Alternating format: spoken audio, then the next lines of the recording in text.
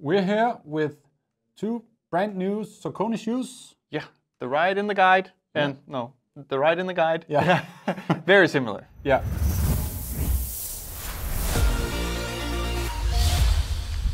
So the Ride and the Guide are very similar in name, and they're very similar on paper, apart from like one quite essential thing.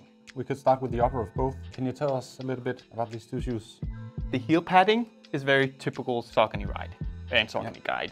It's just a plush, nice, comfortable feel. The Ride might be a little bit more airy than the Guide, and that's also because the Guide has a little bit more of a reinforced upper.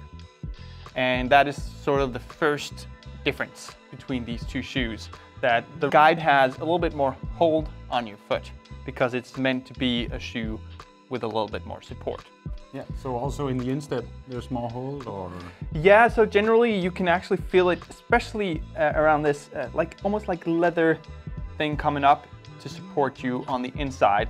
And I think also if you look at like the hole, it's a little bit more narrow compared to the Ride. So generally the feel you get is just a little bit more hold around the foot. And what about the midsole? It's the same thing with the midsole. You can actually see a difference on the inside here.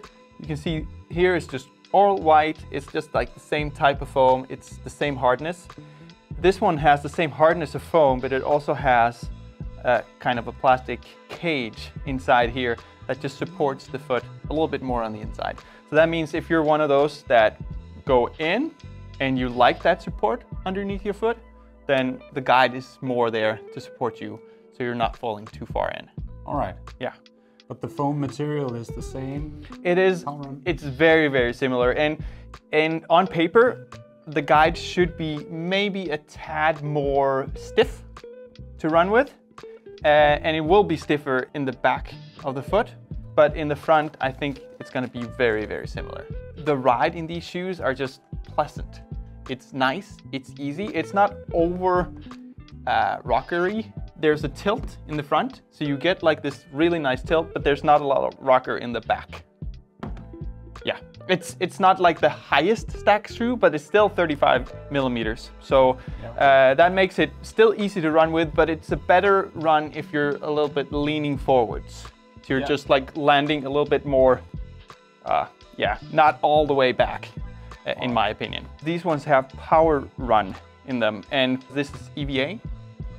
And EVA tends to be a little bit firmer, but it's still actually softer than version 14 or 13 of these shoes, because it was changed a little bit last year. So to sum up, Lars, what do you want to use these shoes for? I want to use this every day. I want to use it on faster days. I want to use it on normal, like slower days. It might not be the perfect recovery shoe because I want a little bit softer feel underfoot when I do a recovery after like a hard interval session. But apart from that, I can clearly see people use this on race day for a half marathon or a marathon.